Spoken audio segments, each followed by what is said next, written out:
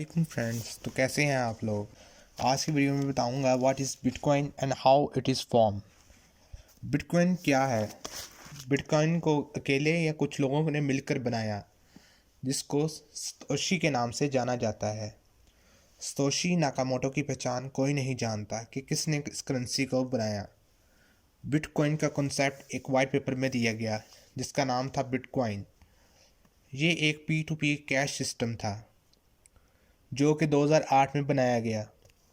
Bitcoin का software और network 2009 में मुतारफ़ करवाया गया और बिटकॉइन का पहला माइन ब्लॉक किया गया जिसे जेनेसिस ब्लॉक कहते हैं।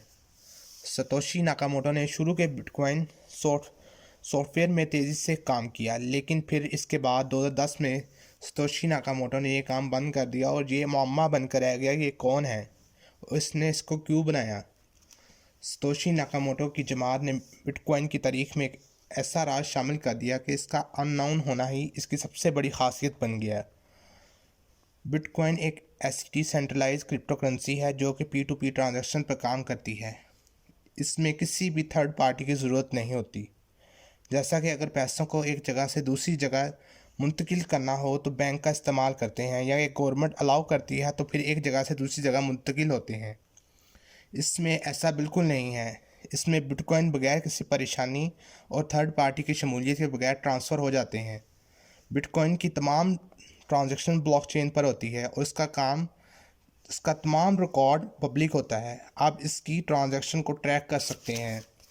बिटकॉइन को एक प्रोसेस के ज़रिए बनाया जाता है जिसे माइनिंग कहते हैं, जहां पावरफुल कंप्यूटर पेचीदा प्रॉब्लम्स को सॉल्व करके इस ट्रांजैक्शन को ब्लॉकचेन पर शामिल करते हैं। बिटकॉइन छोटी वैल्यू को सतोशी कहते हैं। एक बिटकॉइन में 100 मिलियन सतोशी होते हैं और आप जितने मर्जी चाहें सतोशी खरीद और बेच सकते हैं। इसकी पहली खासियत इसको ख़ास बनाती है। जैसा कि आप एक पूरे बिटकॉइन को नहीं खरीद सकते तो आप चाहें तो इसका कुछ हिस्सा खरीद सकते हैं, यानी कुछ सतोशी। आज के दौर में इसे स्टोर ऑफ वैल्यू के तौर पर इस्तेमाल किया जाता है। इसे लोग डिजिटल गोल्ड भी कहते हैं। बिटकॉइन की बहुत से ख़ास फीचर हैं जो आपको मैं इस वीडियो में डिटेल से बताऊंगा। इसका सबसे पहला और बड़ा फीचर इसका डिसेंट्रलाइज होना है। बिटकॉइन डिसेंट्रलाइज नेटवर्क पर ऑपरेट करता है जो कि कंप्यूटर पर ऑपरेट होता है, जिसे नोड कहते हैं। इसमें किसी में सेंट्रलाइज बॉडी और अथॉरिटी की ज़रूरत नहीं होती। हम बिटकॉइन को एक जगह से दूसरी जगह बगैर किसी परेशानी के मुश्किल के मुंतकिल कर सकते हैं। इसका कोई भी कंट्रोल नहीं कर सकता, यानी गवर्नमेंट का दिल चाहे वो नोट प्रिंट करके शामिल करता रहता है, लेकिन इसमें ऐसा नहीं है। इसका कोई भी मालिक नहीं है, सब इसके मालिक हैं और यही खासियत इसकी सबसे बड़ी खासियत है। बिटकॉइन की दूसरी सबसे बड़ी खासियत इसका ब्लॉकचेन टेक्नोलॉजी होना है। बिटकॉइन की तमाम ट्रांजैक्शन पब्लिक लेजर पर होती है, जिसे हम ब्लॉकचेन टेक्नोलॉजी कहते हैं। इसकी ऐसी टेक्नोलॉजी की वजह से इसको हैक करना मुश्किल है। ये ब्लॉकचेन टेक्नोलॉजी इस बात को ज़रूरी बनाती है कि सब कुछ ट्रांसपेरेंट रहे और उसकी तमाम चीज़ें सिक्योर रहें, और ये क्रिप्टो करेंसी के ज़रिए ब्लॉक्स को जोड़कर ट्रांजैक्शन करती है। बिटकॉइन की तीसरी सबसे बड़ी खासियत ये है कि इसको हम माइन कर सकते हैं।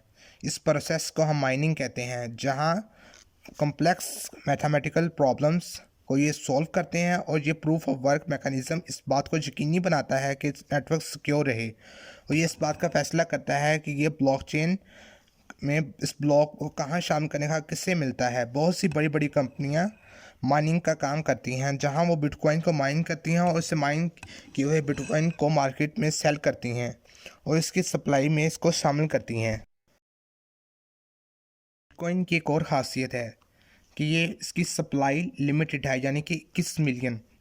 इससे ज़्यादा बिटकॉइन नहीं बन सकते और ना ही बनाए जा सकते हैं।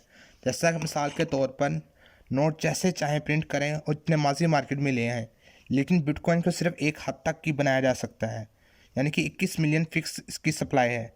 इसी वजह से इसकी डिमांड वक्त के साथ साथ बढ़ती जा रही है।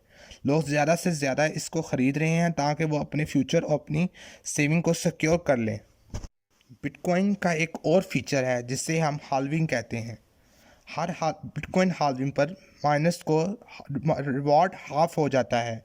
ये 4 साल बाद तकरीबन होता है। मिसाल के तौर पर 2009 में माइनस को 50 बिटकॉइन रिवार्ड मिलता था। माइन करने पर, और फिर हाल्विंग हुई 4 साल बाद 2012 में 25 बिटकॉइन रिवार्ड मिलना लगा। इसके बाद फिर 2016 में हाल्विंग हुई और रिवार्ड 12.5 बिटकॉइन हो गया, और इसके बाद 2020 में हाल्विंग हुई और रिवार्ड 6.25 बिटकॉइन हो गया, और अब 2024 में हाल्विंग आ रही है। इस तरह हाल्विंग इवेंट की वजह से लोग इसकी तरफ अट्रैक्ट होते हैं। इसी वजह से इसकी डिमांड में इजाफा होता है और इसकी कीमत बढ़ने लगती है। सबसे आखिरी हाल्विंग 2140 में होगी और ये 21 मिलियन बिटकॉइन मार्केट में मुकम्मल तौर पर आ जाएंगे। बिटकॉइन का छठा सबसे बड़ा फीचर इसकी वॉलेट में स्टोर करना है, जहां हम बिटकॉइन को सेल्फ कस्टडी में रख सकते हैं। मिसाल के तौर पर जो हमारे पास फियाट करेंसी है, इसको हम बैंक में स्टोर करते हैं या इसको कैश के तौर पर रखते हैं। इस तरह हम बिटकॉइन को किसी बैंक की ज़रूरत नहीं, हम इसको हार्डवेयर वॉलेट या सॉफ्टवेयर वॉलेट में स्टोर करते हैं। Hardware wallet nano ledger wallet और सॉफ्टवेयर वॉलेट में ट्रस्ट वॉलेट और मेटामास्क और वॉलेट शामिल हैं। ये वॉलेट डेस्कटॉप और मोबाइल सॉफ्टवेयर बेस्ड होते हैं। बिटकॉइन का सातवां सबसे बड़ा फीचर इसको वॉलेटाइल होना है। बिटकॉइन वॉलेटिलिटी को यूनिक बनाती है। जैसे जैसे इसकी डिमांड बढ़ती है और सप्लाई कम होती है, वैसे वैसे इसकी कीमत ऊपर जाने लगती है। आज से कुछ सालों पहले चंद डॉलर्स का था और ये अब हज़ारों डॉलर्स का है। वक्त के साथ साथ इसकी डिमांड में इजाफा होगा और ये महंगा होता जाएगा।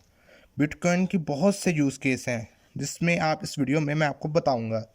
मिसाल के तौर पर इसका एक फ़ीचर इसका स्टोर ऑफ वैल्यू होना है। लोग जिस तरह गोल्ड को स्टोर ऑफ वैल्यू के तौर पर इस्तेमाल करते हैं, इस तरह बिटकॉइन को भी स्टोर ऑफ वैल्यू के तौर पर इस्तेमाल किया जाता है। मिसाल के तौर पर अमेरिका में जब सिलिकॉन बैंक डिफ़ॉल्ट हुआ तो बिटकॉइन को लोगों ने सेफ हेवन समझा और इसमें सरमायाकारी शुरू कर दी, और देखते ही देखते ये कीमत में डबल हो गया।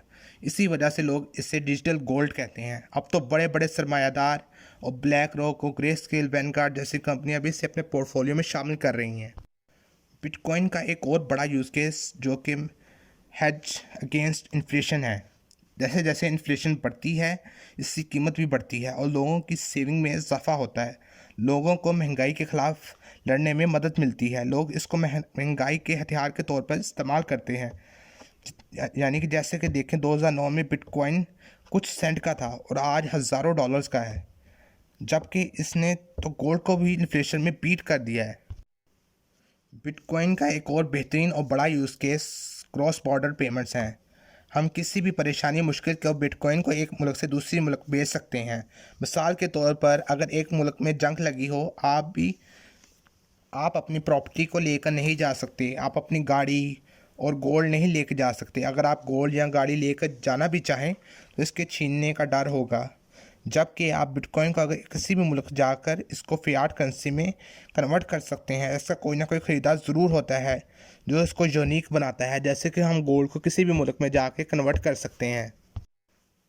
बिटकॉइन के कितने यूज़ केस बताऊं मैं आपको। इसका एक और यूज़ केस है जो कि इसको मीडियम ऑफ एक्सचेंज के तौर पर भी इस्तेमाल कर सकते हैं। हम बिटकॉइन